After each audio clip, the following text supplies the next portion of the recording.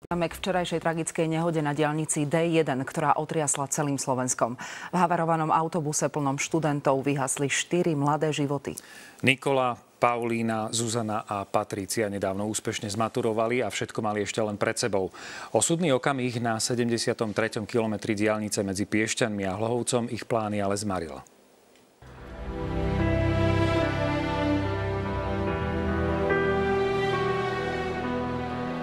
Na mieste nehody bol žiaľ, smútok, plač, všetko, čo k takýmto udalostiam patrí.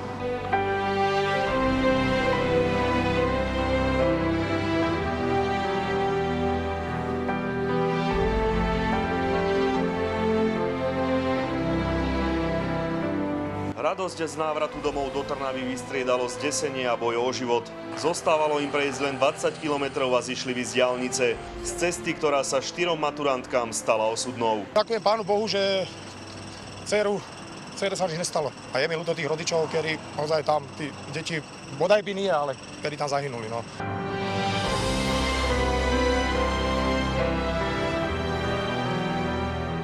Situácia nebola v čase našeho príchodu nebola jednoduchá, lebo sa jednalo o prevažne mladých študentov, ktorí mali zranenia rôzneho druhu, s ktorými sme sa museli vysporiadať a pomôcť im. Zranenia, ktoré utrpeli 4 18-ročné dievčatá, im nedali ani najmenšiu šancu na prežitie. Obrovská tragédia a zdrvujúca atmosféra na mieste nehody otriasla každým, aj skúsenými hasičmi. Vieme, čo máme robiť, to nad tým nerozmýšľate, to dojde až postupom času. Lubo Trautenberger, televízia Joj. 2 ťažko zranených študentov previezli vrtuľníky do bratislavskej nemocnice a ďalších 17 plus 2 učiteľky do trnavskej nemocnice. Tým lekárov ich v priebehu 1,5 hodiny vyšetril a poskytol adekvátnu starostlivosť. V nasadení bola prakticky celá nemocnica vrátane lekárov, ktorých stiahli z osobného voľna. K dispozícii boli aj psychológovia. Traja pacienti sa podrobili operácii v neoperačnom sále. Jednalo sa o menej závažné operácie. Z tých 19 pacientov dvaja pacienti majú ťažký úraz a ostatných pacientov môžeme klasifikovať ako úraz ľahký. S tým, že ostali na pozorovanie, pretože v tom prvom momente po úraze niekedy nie je možné dohliadnúť aj tie komplikácie, ktoré sa môžu vyskytnúť neskôr. V tom istom čase už na diaľnici pracovalo niekoľko vyšetrovateľov. Bol tam aj znalec z odboru dopravy. Polícia vypočúvala svedkov z autobusu, ale tiež okolo idúcich vodičov, ktorí tragédiu videli. Pre potreby znaleckého skúmania zaistili autobus s vecami detí, ktoré boli vo vnútri alebo v okolí miesta tragédie.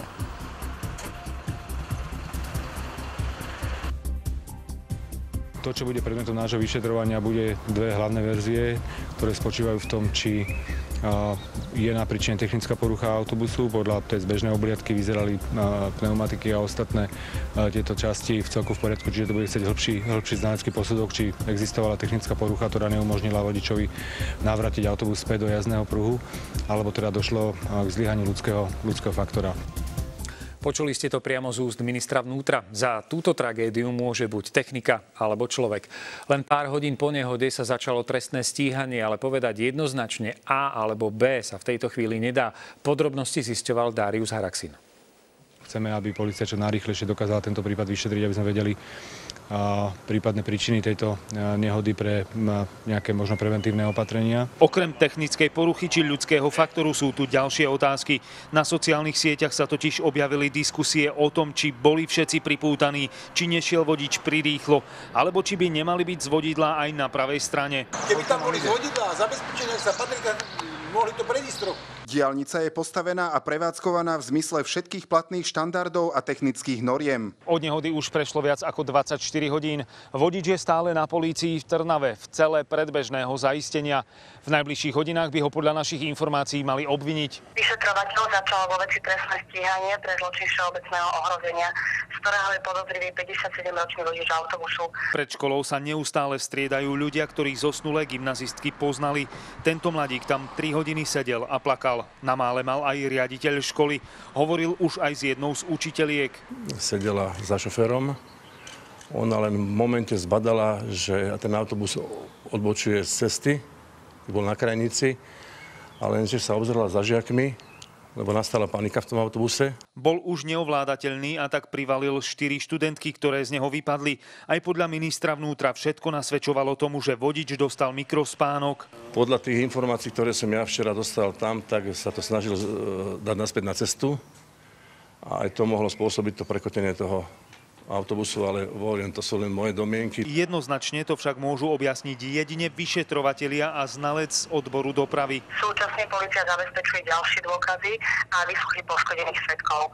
Podľa personálu Trnavskej nemocnice zdravotný a najmä psychický stav detí, ako aj učiteliek, zatiaľ nedovoľuje, aby hovorili o nehode. Niektorých by mali prepúšťať už v najbližších hodinách. Ja vôbec si neviem predstaviť, že čo budeme ďalej robiť, alebo vôbec neviem predstaviť, čo bude v pondelok. Ja si myslím, že dokonca ani učiť nebudeme. Z Trnavy Darius Haraxín, televízia JOJ. Tragédia nezasiahla len pozostalých 4 obetí, ale aj rodinu vodiča autobusu. Cesta k nemu je na teraz úplne zatvorená. Posvietili sme si však aj na havarovaný autobus. Firme, ktorá ho vlastní, do rečí nie je. 57-ročný vodič autobusu je od včera v cele policajného zaistenia v tejto budove. Vzhľadom na množstvo výsluchov k jeho prevozu zrejme dnes nedôjde. Nám sa ale podarilo zistiť, že býva priamo v Trnave a má za sebou 40-ročnú prax vodiča. Polícia s prokuratúrou ale robia maximum preto, aby jeho identitu utajili. Polícii teraz beží 48-hodinová lehota. Ak nepadne návrh na väzbu, musia ho pustiť na slobodu. Tam nie je dôvod ani na to, že by ovplyvňoval svedkov. Nie je dôvod na pokračovanie v trestnej činnosti a predpokladám, že ani dôvod na útekovú väzbu. Šíria sa ale informácie, že vodič nie je na tom psychicky dobre a je u neho hrozba samovraždy. To je ale podľa expertky možné riešiť len ambulantne. Psychiatrička však tvrdí, že riziko je veľké. Podobne podľa nej reaguje až 90% ľudí v takejto situácii. Môže nastúpiť aj taký ten pocit, že ja sa musím zabiť, aby som takýmto spôsobom tú svoju vinu odčinil. Okrem toho podľa psychiatričky pre vodiča sú dôsledky tragédie silným bremenom, ktorého sa už nikdy nezbaví. Takíto ľudia nesú so sebou pocit viny, zúfalstva a veľmi často sa stáva, že potom skutočne ochorejú na depresiu. Pritom podľa našich informácií ide práve o jedného z najlepších vodičov prepravnej spoločnosti MH Trans, ktorá cestovke Heltour dodala autobus. Obe spoločnosti sú ale skúpe na slovo. Ľutujem, ale už nie je miesto na nahratie odkazov. Majiteľ prepravnej firmy MH Trans aspoň zdvihol telefón. No ja som teraz u policajtov, opýtam sa ich, či môžem takéto. Dobre? Dnes tiež podstúpil výsluch na trnavskej polícii. Opätovne nám síce telefón dvihol, ale hneď ho aj zložil. A toto je havarovaný autobus pred tragédiou. Na cestách je už 13 rokov. Dokonca bol využívaný aj počas hokejových majstrovstiev sveta. Má ísť o luxusné autobusy. V dedine Cífer, kde firma sídli, o nej ale nikto nevedel. Nie, vôbec nepoznám. Naozaj nepočul som. Neviem. Vo veci je na teraz začaté len trestné stíhanie. Ak ale polícia obviní vodiča zo zločinu všeobecného ohrozenia z nedbanlivosti, hroziť mu bude trest až na 10 rokov. A ak sa budú brať do úvahy aj chránené osoby, aktuálnym sa pre neho stane až 15-ročné väzenie. Mirka Štrbáková, Orbanovičová, televízia JOJ. Po tejto tragédii sa okrem iného rozprúdili debaty o tom, ako sa dá zvýšiť bezpečnosť na cestách, v tomto prípade pri autobusovej doprave. Ľudia diskutujú o tom, ktoré miesta v autobusoch sú najnebezpečnejšie. 4 mŕtve dievčatá údajne sedeli v zadnej časti vozidla. A tak sme sa spýtali experta. Dopravný analytik Jozef Drahovský hovorí, že vo všeobecnosti sa za najnebezpečnejšie miesto v autobuse považuje sedadlo vodiča. Nemožno však jednoznačne povedať, že bezpečné sedadlá cestujúcich sú tieto a nebezpečné zase iné. Vždy to závisí od nárazu, vždy to závisí od konštrukcie autobusu, od možnosti použitia bezpečnostných pásov a okolností, ktoré nie je možné predvídať. Je totiž zrejmé, že keď autobus čelne narazí do betónového stĺpa, najohrozenejší budú tí vpredu. A keď do neho vpáli vlak z boku alebo kamión zozadu, najrizikovejšie budú sedadlá bezprostredného styku. Určite sa nedá povedať, že tam si sadnite alebo tam si nesadnite. Niektorí po piatkovej nehode volajú po striktnom používaní bezpečnostných pásov v autobusoch. Drahovský ich považuje za dobrú vec, ktorá však nevyrieši všetko. Pásy pomáhajú, ale veľmi závisí od konštrukcie pásov, či sú dvojbodové alebo trojbodové a udržia toho cestujúceho aj vtedy, keď autobus sa otočí na strechu. K posilneniu bezpečnosti v autobusoch už prispieva aj moderná technika, ktorá je však drahá a zo slovenských vozidiel ju majú len málo ktoré. Takéto inteligentné zariadenie sa volá asistent jazdy, ktoré kamerou pozerá na svoj jazdný pruh a šoférovi dáva signály, ak sa voz chystá vybočiť bez smerovky. Existuje aj aktívna verzia, ktorá jednoducho, aj keď vodič nekoná, napríklad dostal infarkt, sama cez posilovač riadenia udrží to vozidlo v jasnom pruhu a následne zastaví. Podľa analytika Jozefa Drahovského v doprave rozhodujú dve veci, a to šťastie a kompromis medzi cenou za pasívnu a aktívnu bezpečnosť vozidla, komfortom vodiča a cestujúcich, schopnosťami vodiča, dobou dojazdu a stavom a bezpečnosťou cestnej komunikácie.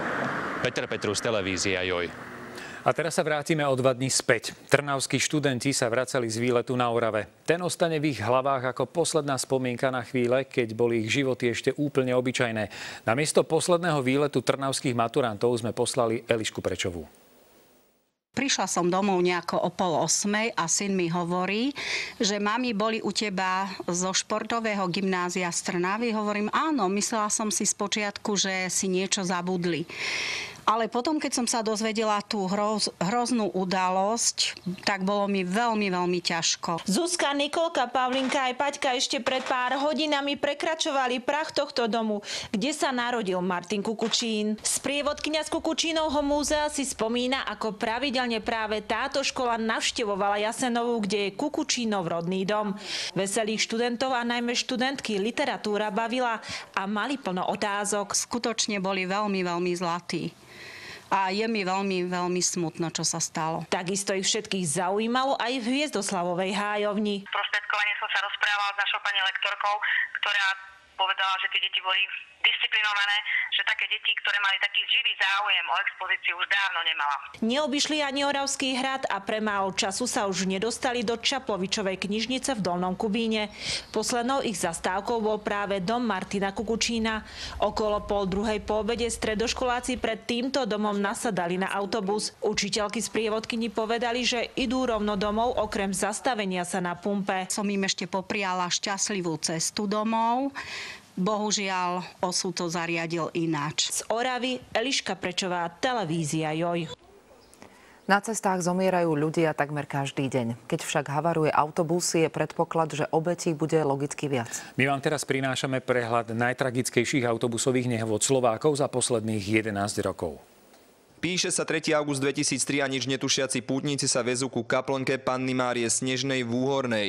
Za obcov v ostrej zákrute ostal autobus stáť. Vodič sa to pokúša opraviť, keď sa zrazu kolos pohne dozadu a začne sa rútiť dole strmým kopcom, kde sa nakoniec prevráti. Bilancia je krutá. 11 obetí na mieste a 12 podlieha zraneniam do 2 týždňov.